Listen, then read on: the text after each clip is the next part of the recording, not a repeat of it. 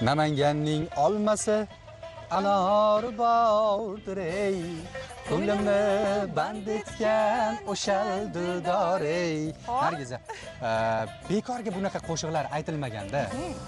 Buning ham sababi bor. Chunki bilasizmi, Namanganning olmasi, mazasi, xushbo'y ta'mi bilan umuman butun O'zbekistonga dong taratgan. Dunyoga dong taratgan. Nafaqat O'zbekiston.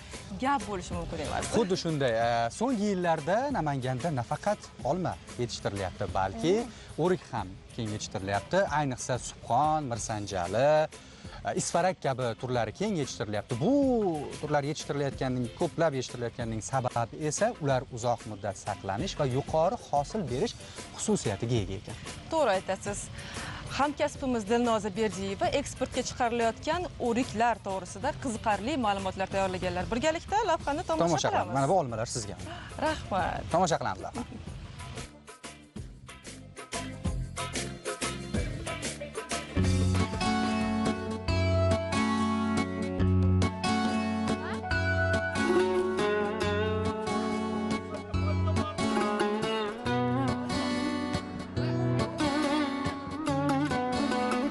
Gullari sayyohlarning tilidan tushmaydigan olmasi-yu anori qo'shiqlarda doston bo'lgan Namanganda qishloq xo'jaligi ham ancha yaxshi rivojlangan. Ayniqsa may oyining oxiri, iyunning boshlarida vodiyda o'rik mavsumi boshlanadi. Shu sababli Chodak turizm maskani tomon yo'lga otlangan bizning ijodiy jamoamiz yo'ldagi o'rik daraxtlarini-yu bog'dagi mehnatkash odamlarni ko'rib, bu yerdan shunchaki o'tib keta olmadi. Bog'ga kirishingiz bilan bu yerda boshqacha fayzni, o'sha qishloqning sodda odamlari-yu sokinlikni his qilasiz.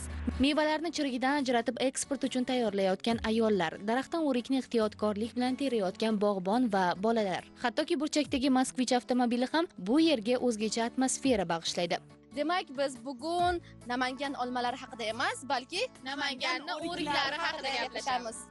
O'rik Ra'no Guldoshlari oilasiga mansub mevali daraxt vatani O'rta Osiyo. O'zbekistonda ekin maydoni jihatida mevali daraxtlar orasida 4-o'rinni egallaydi. Asosan payvand qilib ko'paytiriladi. Issiq sevar, yorug' sevar, qurg'oqchilik va issiqlikka chidamli, lekin namlik yetishmaganda meva tugmaydi. Gullagan paytda bahorgi qora sovuqlardan zararlanadi. Unumdor serquyosh, bo'z hamda shag'al toshli yerlarda yaxshi o'sadi. Xo'sh, shunday ekan Namanganda bu yil o'rik hosili yaxshi keldimi?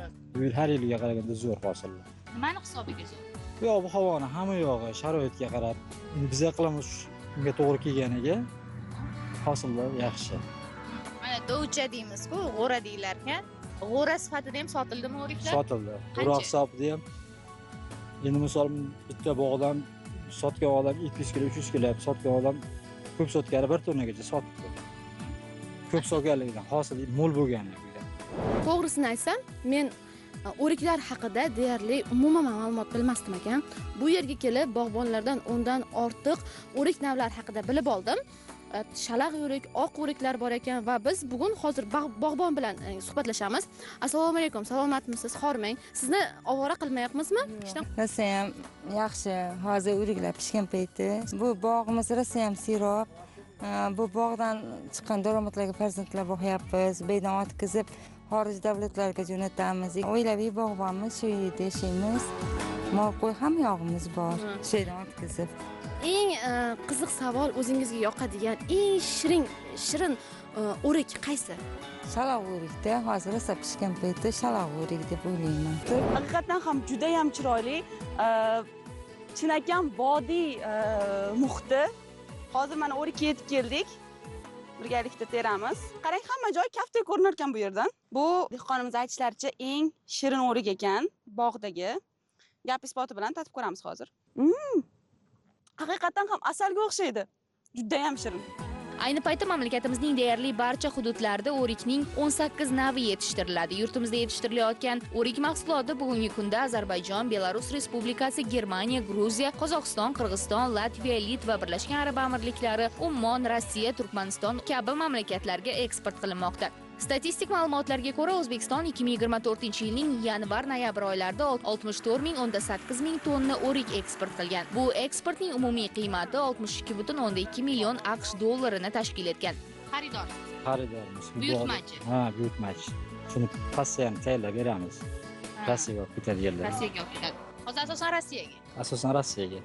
Qancha mahsulot eksport qilinadi? ekish endi mahsulotni biz o'zimiz misol 2 tonna, 3 tonna, 5 tonnagacha qilamiz bir kunda. O'sha mashhur Namanganning olmasi ham bu yerda bor ekan, ammo hali mavsumi kelmagan, hali olmalar to'liqligicha pishmagan. Namangan olmalarini ko'rsatgan, albatta keyingi safar alohida kelamiz.